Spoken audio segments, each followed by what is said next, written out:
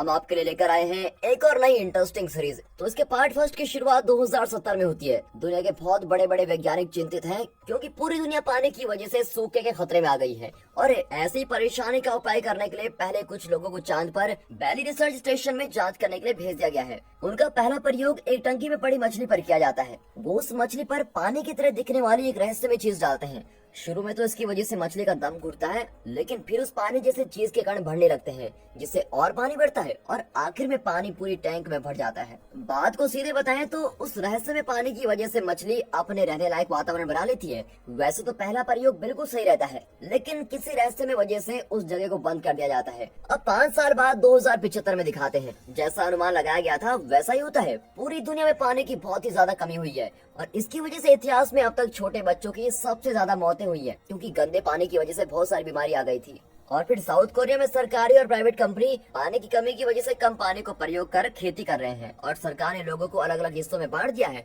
और कौन सा समूह इंसानों के जिंदा रहने के लिए कितना जरूरी है उसके हिसाब से उनको पानी दिया जाता है। अब जैसा कि होना ही था, ये तरीका सभी को पसंद नहीं आता, क्योंकि इसकी वजह से कई लोगों को तो अच्छा पानी मिल रहा था और कईयों को साफ पानी पीने की बहुत दिक्कत हो रही थी। फिर हमें कोरियन स्पेस एजेंसी सा के बारे में बताया जाता है। सा को डायरेक्टर चोई चलाती है और वो कुछ लोगों को वैली लूनार रिसर्च स्टेशन में भेजने की योजना बना रही है। ये चांद पर बनी वही जगह है जहाँ पर मछली का प्रयोग किया गया था। वहाँ पर सरकार के बहुत से राज छुपे हुए हैं और उनमें से कोई ऐसा राज भी हो सकता है जो पृथ्वी पर हो रही पानी की कमी को हल कर सके।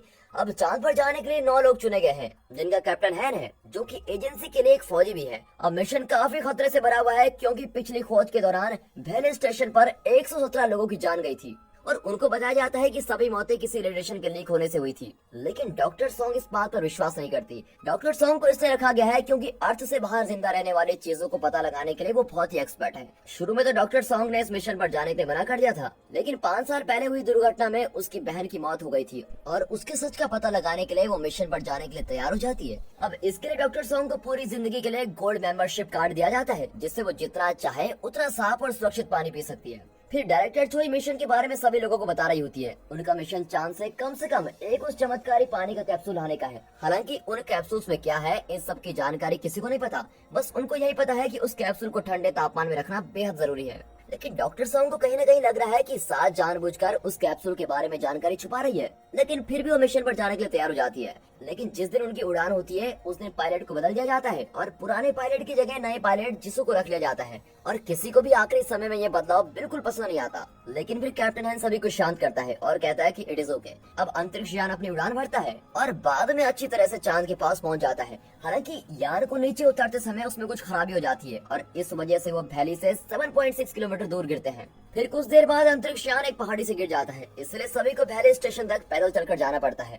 वैली में पहले काम करने वाला एक आदमी जिसका नाम हवेंग है, उसको काफी गंभीर चोट लगी होती है। अभी उन्होंने आधा रास्ता ही पार किया था, लेकिन हवेंग रुक जाता है और आगे का रास्ता पार नहीं कर पाता। जैसे कि वो पहले भी वैली में काम कर चुका है, इसलिए कुछ बातें ऐसी है जो वो जानता है, लेकिन बाकी सभी लोग उन बातों के बारे में नहीं जानते। अब वो बाकी अपने साथियों को इस बारे में बताने की कोशिश करता है, लेकिन बिन बताई मर जाता है और इसकी वजह से बाकी सभी के हौसले में भी कमी आती है। लेकिन फिर भी सभी कहते हैं कि हमें अपने मिशन पर डटे रहना चाहिए और फिर भी वो सभी स्टेशन की तरफ अपनी यात्रा को जारी रखते हैं। और इन सब के बीच उनकी ऑक्सीजन भी खत्म होने वाली है और जब वो वैली स्टेशन पहुंचते हैं तो वो जल्दी से अपने ऑक्सीजन की टैंक को भरते हैं और बच जाते हैं। अब सीरीज पुराने समय में जाती है, जहाँ डॉक्टर सॉन्ग अपनी बहन की मौत का सच ढूंढने की कोशिश कर रही है। वो पता लगाना चाहती है कि चांद पर उसकी बहन क्या काम कर रही थी और इसके लिए वो अपनी बहन की फाइल्स को खोलने की कोशिश करती है, लेकिन वो किसी तरह पासवर्ड से प्रोटेक्ट रहती है। अब किसी तरह वो उन फाइल्स को खोल लेती है और फिर उसकी स्क्रीन पर एक मैसेज आता है कि लूना को ढूंढो। अब वापस वर्तमान में दिखाते हैं तो सभी को एक पुरानी लाश मिलती है, जो कि पानी में डूबे हुए इंसान की लाश की तरह दिख रही है। और सभी लोग ये देखकर परेशान है, क्योंकि चांद पर किसी को डुबाकर मारने जितना पानी कहां से आ सकता है। और पुरानी जानकारी से भी उस लाश की पहचान नहीं हो पाती और सभी उस लाश के पास एक हथियार देखकर बिल्कुल हैरान हो जाते हैं। इसके अलावा स्टेशन की सभी चीजें ठीक से चल रही होती है और वहाँ पर 5 साल पहले सभी को चांद से मार देने वाली खतरनाक रेडिएशन भी नहीं है। और ये देखकर डॉक्टर सॉन्ग का विश्वास और भी पक्का हो जाता है कि सा उनसे कुछ जरूर छुपा रहा है और इसलिए वो लाश की जांच करने का सुझाव देती है। लेकिन कैप्टन सभी को अपने काम को जारी रखने के लिए कहता है और कमांड सेंटर को ढूंढने के लिए बोलता है। आखिरकार उनको कमांड सेंटर मिल जाता है और पुराने वैली स्टेशन को वापस चालू कर दिया जाता है। लेकिन किसी वजह से वो पृथ्वी पर मिशन कंट्रोल से बात नहीं कर पाते क्योंकि उनको संपर्क करने में दिक्कत आ रही होती है। अब जैसा उनको बताया गया था कि वहाँ पर रेडिएशन बहुत ज्यादा है, लेकिन उसके उल्टा वहाँ पर कंट्रोल रूम में ज्यादा रेडिएशन नहीं है। अब डॉक्टर सॉन्ग बिना डरे अपना सूट उतार लेती है और ऐसा दिखाती है कि वहाँ पर कोई दिक्कत ही नहीं है, और फिर सभी उसके सूट की तरह अपना सूट भी उतार लेते हैं। वो दोबारा पूरे बैलेंस स्टेशन की जांच करने के लिए बोलती है, लेकिन हैन उसको बोलता है कि वहाँ किसी चीज से 5 साल पहले लोगों की मौत हुई है और इसका पता लगाना उनका काम नहीं है। और साथ ही बोलता है कि वो यहाँ फालतू काम करने नहीं आए हैं, उन्हें बस उन कैप्सूल्स को लेना है। बैलेंस स्टेशन पर ऐसी 3 जगह हैं जहाँ वो पानी के कैप्सूल्स हो सकते हैं, इसलिए टीम के सभी लोग कुछ समूह बना लेते हैं और उसको ढूंढने निकल पड़ते हैं। पहले स्टोरेज की तरफ डॉक्टर हॉन्ग, एक फौजी E2 और कैप्टन हैन जाते हैं। दूसरे स्टोरेज में तेसुक, सुन और सुचैन और इवन को भेजा गया है। इसके साथ ही डॉक्टर सॉन्ग और जिसू को तीसरे स्टोरेज में भेजा गया है। अब डॉक्टर सॉन्ग सभी को बताती है कि जैसे ही वो कैप्सूल ढूंढ लेंगे उनको स्टेशन के एक हिस्से की जांच करनी पड़ेगी और देखना पड़ेगा कि वो हिस्सा कम तापमान पर है या नहीं। फिर दिखाते हैं कि तीसरे स्टोरेज की तरफ जाते हुए जिसू बताता है कि कैप्टन हैन किसी खास वजह से वापस इस काम को करने लगा है और ये सब वो अपनी बीमार बेटी के लिए सबसे अच्छा वाला पानी पाने के लिए कर रहा है, क्योंकि सूखा पड़ने के बाद से हर 10 में से एक बच्चा मर रहा है और ऐसे ही हैन की बेटी भी बीमार है। अब इस सब के दौरान पहली टीम एक गेट के पास पहुंचती है जो कि फंसा हुआ है, और जब उसको जबरदस्ती खोलने लगते हैं तो उस पर बहुत सारी लाशें दिखाई देती है, जिससे वो सभी डर जाते हैं। अब एक सीन में दिखाया जा रहा है कि पहले सभी उस दुर्घटना की वजह से वहां से निकलने की कोशिश कर रहे हैं, लेकिन इमरजेंसी की वजह से उस जगह को पूरी तरह से बंद कर दिया जाता है।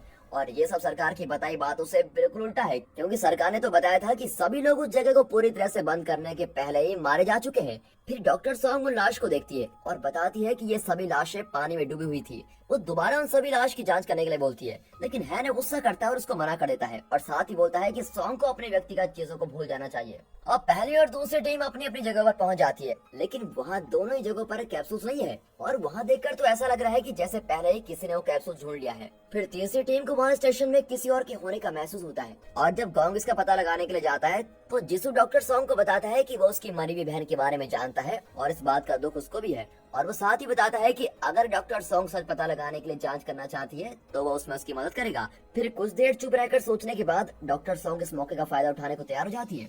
फिर दिखाते हैं कि दूसरी टीम के मेंबर सुचैन को एक लाश मिलती है जिसके हाथ में कैप्सूल है। वो उस लाश को छूता है और छूती उसकी लाश से छोटे छोटे कण निकलते हैं जो कि सुचैन की आंखों में चले जाते हैं। और जैसे ही डॉक्टर सॉन्ग वहाँ से सा के राज पता लगाने के लिए जाती है, जिसू अकेला ही तीसरे स्टोरेज में कैप्सूल ढूंढने के लिए निकल जाता है।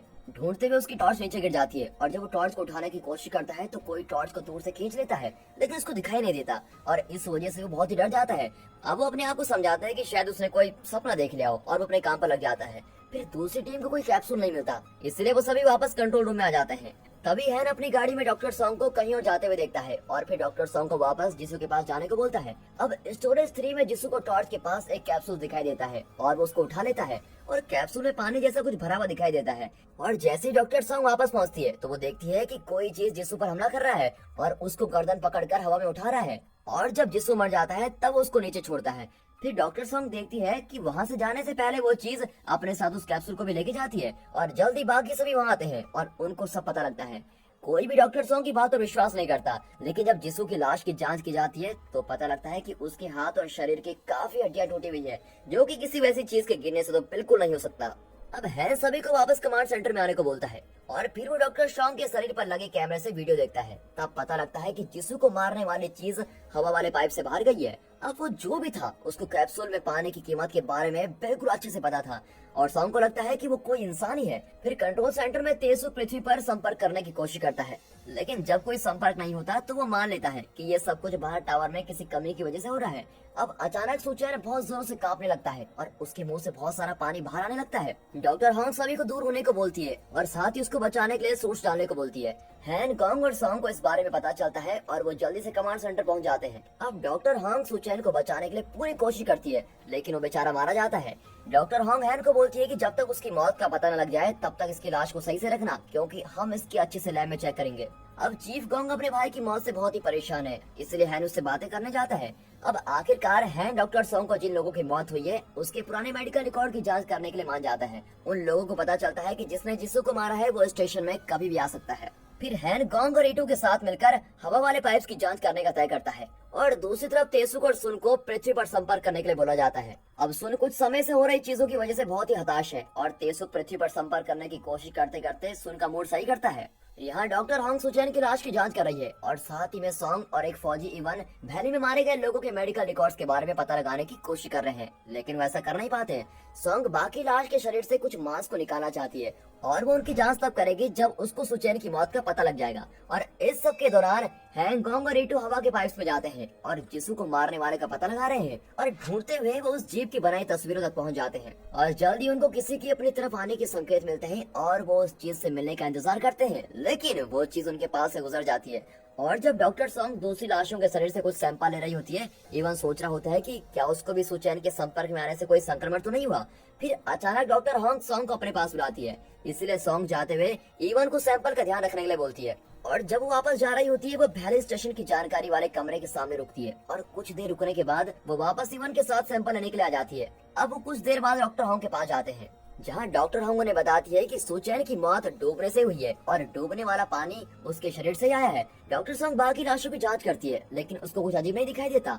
जैसा कि सीरीज में दिखाया गया है कि पानी की ज्यादा कमी की वजह से पूरी दुनिया को बहुत सारी मुसीबतों को सामना करना पड़ रहा है, वैसे ही आने वाले कुछ सालों में हमारी असली दुनिया में भी पानी की कमी होने वाली है। आपको क्या लगता है, क्या ये सब सिर्फ हम इंसानों की वजह से हो रहा है? अगर हाँ, तो आपको क्या लगता है कि ये सब हम कैसे रोक सकते हैं और हम दोबारा पृथ्वी को कैसे ठीक कर सकते हैं?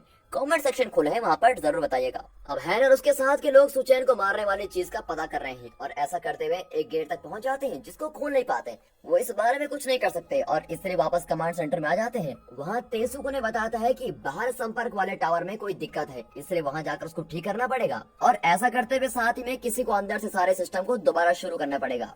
अब बिना सोचे हैन मान जाता है और एक ही बार में काम करने को तैयार हो जाता है।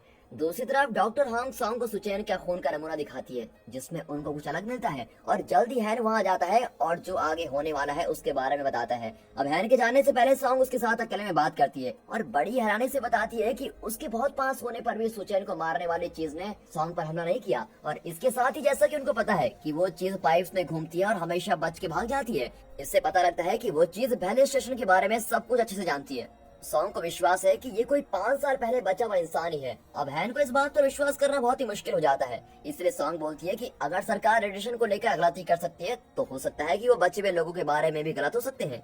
अब हैन जवाब देता है कि अगर वो बचे हुए लोगों में से एक है तो वो उन पर हमला नहीं करता और न ही कैप्सूल को चुराता। जब हैन ने पृथ्वी से संपर्क करने वाली मशीन को ठीक करने के लिए जा रहा होता है, मूवी को पुराने समय में ले जाया जाता है। हैन एक हॉस्पिटल में चलता हुआ दिखाया जा रहा है और उसकी बेटी हॉस्पिटल में भर्ती है और डॉक्टर उसको बताते हैं कि उसकी बेटी को अगर ठीक करना है तो उसकी बेटी को सबसे अच्छी क्वालिटी वाला पानी चाहिए और अगर ऐसा ही चलता रहेगा तो वो हमेशा के लिए अपने पैर खो देगी। अब वापस वर्तमान में दिखाते हैं, सॉन्ग और हांग सुचैन के खून में मिले पानी की जांच कर रहे होते हैं और उस पानी के लगभग सभी गुण सामान्य पानी की तरह ही है, लेकिन उसका वेट और डेंसिटी बहुत ही अलग है और साथ ही उसमें छोटे छोटे जीव भी हैं। और इस सब के दौरान हैन एक रस्सी का प्रयोग करके स्टेशन के नीचे टावर तक जाता है, लेकिन किसी तरह से उसके नीचे वाली लिफ्ट शुरू हो जाती है और ऊपर उसकी तरफ आने लगती है जिससे उसकी रस्सी टूट जाती है। अब हैन बड़ी मुश्किल से एक दीवार पर अटक कर अपनी जान बचाता है और फिर ऊपर से बाकी के लोग उसको बचाने के लिए रस्सी फेंकते हैं, लेकिन उसकी किस्मत तो देखो, वो लिफ्ट दोबारा नीचे आती है जिससे ऊपर के बाकी लोगों को वो रस्सी छोड़नी पड़ती है। अब किसी तरह से हैन रस्सी को दीवार में फंसाकर लिफ्ट के रास्ते से दूर हो जाता है और इस सब के दौरान उसके सूट में खराबी आ जाती है। उसको ऑक्सीजन की कमी हो रही होती है, लेकिन वो कहता है कि मैं सब कुछ ठीक करके ही ऊपर आऊंगा। अब वो सब बिल्कुल ठीक कर देता है, लेकिन वापस ऊपर आने पर बेहोश हो जाता है। अब दूसरी तरफ सॉन्ग को कुछ पता लगता है कि सुचैन की मौत जब हुई थी तो उसके बाद उसके शरीर में पानी की मात्रा बढ़नी रुक गई, क्योंकि पानी तब तक भरता रहेगा जब तक उसके शिकार जिंदा रहेंगे। तो हो सकता है कि पानी खुद एक वायरस हो। और इस सब के दौरान जब हैन अपनी आंख खोलता है तो वो अपने आप को स्टेशन में पाता है और उसको पता लगता है कि गोंग और ईटू उसके बेहोश होने के बाद उसको वापस लाए थे। वो कमांड सेंटर वापस आते हैं और बेचैन हो जाते हैं जब उनको पता लगता है कि सिस्टम में कोई खराबी नहीं है, फिर भी वो पृथ्वी पर संपर्क नहीं कर पा रहे हैं। अब अचानक उनका कंप्यूटर एक सिग्नल लेता है जो कि स्टोरेज 3 की तरफ से आ रहा है। अब हैन और बाकी सभी जल्दी से वहां जाते हैं और जिसू की लाश को देखते हैं। उसकी लाश की जांच करते हुए उन्हें उसके पास एक मोबाइल मिलता है जिससे वो किसी बाहर की संस्था से बातचीत कर रहा था और पता लगता है कि वो आरएक्स के लिए एक जासूस का काम करता था। आरएक्स की विरोधी संस्था है जो कि कैप्सूल को पाना चाहती है। अब हैन की टीम आखिरकार पृथ्वी से संपर्क कर पाती है और डायरेक्टर चोई तीनों लोगों की मौत पर सहानुभूति दिखाती है और हैन उसको याद दिलाता है कि उसने ही आखिरी समय पर पायलट को बदलने की मांग की थी। फिर हैन साथ ही उसको 5 साल पहले बचे हुए इंसान के बारे में और वहाँ पर रेडिएशन न होने के बारे में बात बताता है। फिर चोई कोई अच्छे से जवाब नहीं देती और हैन समझ जाता है कि वो जरूर कुछ छुपा रही है और वो बोलता है कि अगर तुम मुझसे कुछ छुपा रही हो तो इस मिशन को पूरा करने की जिम्मेदारी मेरी नहीं है। जोई उसको समझाती है कि किसी से कुछ भी छुपाने की जरूरत नहीं है और बताती है कि जैसे ही तुम लोग कैप्सूल इकट्ठा कर लोगे हम यहाँ से तुम्हारे लिए यान भेज देंगे। और जब हैन और बाकी सभी घुसपैठे का पता लगाने की तैयारी कर रहे होते हैं तभी सॉन्ग और उसके साथ ही वापस कमांड सेंटर में आ जाते हैं।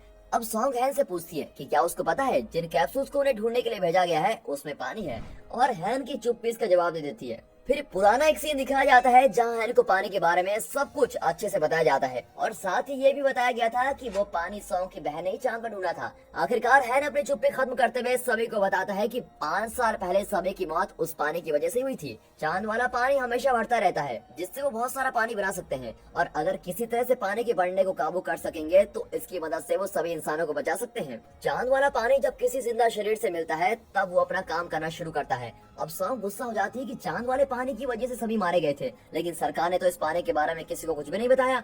अब सॉन्ग से बातें छुपाने की वजह से और उसको ठीक करने के लिए हैन उसको बोलता है कि तुम्हें जो भी जांच करनी है तुम कर सकती हो। अब वहाँ जानकारी वाले कमरे में उनका ध्यान जमीन पर एक हरे पत्ते पर जाता है और जब वो वहाँ उसको खोल कर देखते हैं तो वहाँ नीचे बहुत सारे हरे पत्ते होते हैं और ये देखकर वो बिल्कुल ही हैरान हो जाते हैं कि यह है क्या चीज। और इसके साथ ही ये एपिसोड यहाँ पर खत्म होता है।